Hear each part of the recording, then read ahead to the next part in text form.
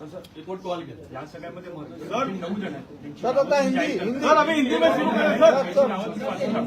तुम्हाला मी नावं वाचून दाखवतो. हो दादा आणि या लोकांना परत घेणार का न्यास? कारण हे सगळे राजकीय लोक आहेत. तुम्हाला मी नावं वाचतो बघा. आमचं पण लाईव्ह चालू आहे दादा, आम्हाला पण लाईव्ह घेऊ द्या. हे बघा 21 मार्च राजेंद्र रामचंद्र पेंडुरकर यांना अटक झाली. 24 तारखेपर्यंत त्यांना कस्टडी झाली.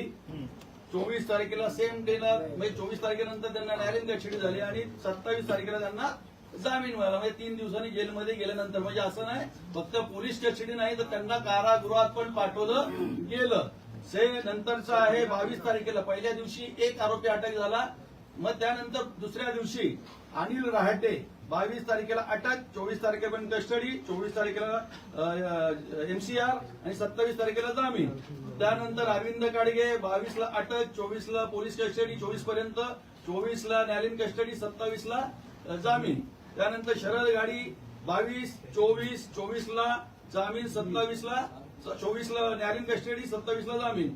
समीर शिवलकर 22 ला अटक, 24 पर्यंत कस्टडी, 24 ला एमसीआर आणि 27 ला जामीन. पद्माकर आडारकर 22 तारखेला अटक, 24 तारखेला पीसी, 24 तारखेला न्यायालयीन कस्टडी, 27 ला जामीन.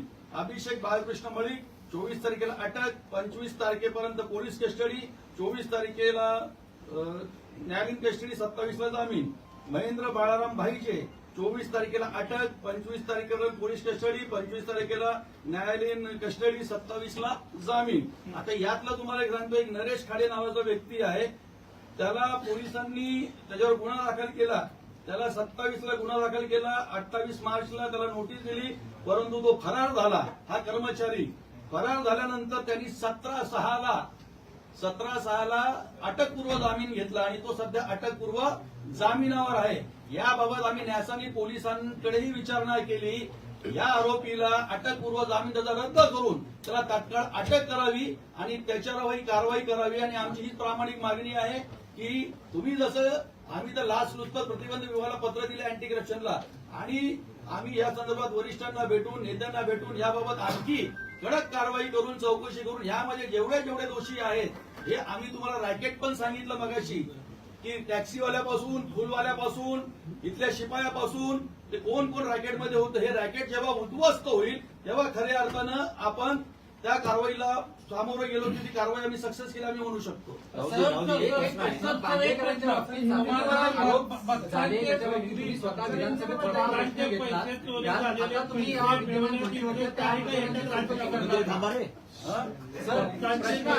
चोरी जी झालेली आहे त्याच्यावर कारवाई करण्यात इंटरेस्ट आहे का तुम्हाला राजकारण? जर कारवाई करायची नसती, एक मिनिट, कारवाई करायची नसती बोलतच नाही सर एवढ्या तेच फॉलोअप घेतो आम्ही. ऐका ना, कारवाई करायची नसती तर एक कर्मचारी अटक झाला तर आम्ही सोडून दिला असता विषय. पण आम्ही सीसीटीव्ही जाऊन चेक केले, इतर 8 आरोपींना अटक केली.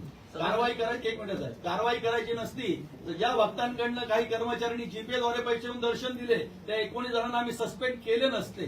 कारवाई करायची नसती तर स्टॉलवाल्यांना इथे बोलवून आम्ही त्यांना समज दिली कडक शब्दामध्ये की भक्तांना लुटू नका. आणि तुमचा जो प्रश्न आहे की आम्हाला इथे हे बघा पैसे जमा करणं हा उद्देश नाही तर भक्तांनी दिलेल्या पैशामधून दानामधून महाराष्ट्रामधला शेतकरी आहे. आता आम्ही आत्महत्याग्रस्त जे शेतकरी आहेत त्यांच्या मुलांना आम्ही शिष्यवृत्ती देतोय. आम्ही 50,000 मुलांना मोफत पुस्तकं दिली. आम्ही महाराष्ट्रातले विदर्भ कांद्याच्या बांध्यापासून जेवढे निकषामध्ये कॉलेज बसतात त्यांना आम्ही 2,500 2,000 पुस्तकं मोफत देतोय. आम्ही यावर्षी 36 कोटीची मेडिकल आम्ही मदत दिली, 25,000 प्रत्येकी रुग्ण. आणि आम्ही या बीओटीमध्ये ठराव केला की 25,000 आजार मोठे असतात, खर्च मोठे असतात, त्यामुळे शासनाने 50,000 करावं असा ठराव सुद्धा आम्ही शासनाला पाठवला. म्हणजे भक्तांचे जे दान येतं त्या दानातून न्याय चाललं पाहिजे. त्या दानातून महाराष्ट्रातल्या शेतकऱ्यांना, कष्टकऱ्यांना आणि जे काही रुग्ण आहेत त्यांना मदत झाली पाहिजे. आज आमचा प्रामाणिक हेतू आहे आणि आम्हाला जर पैसे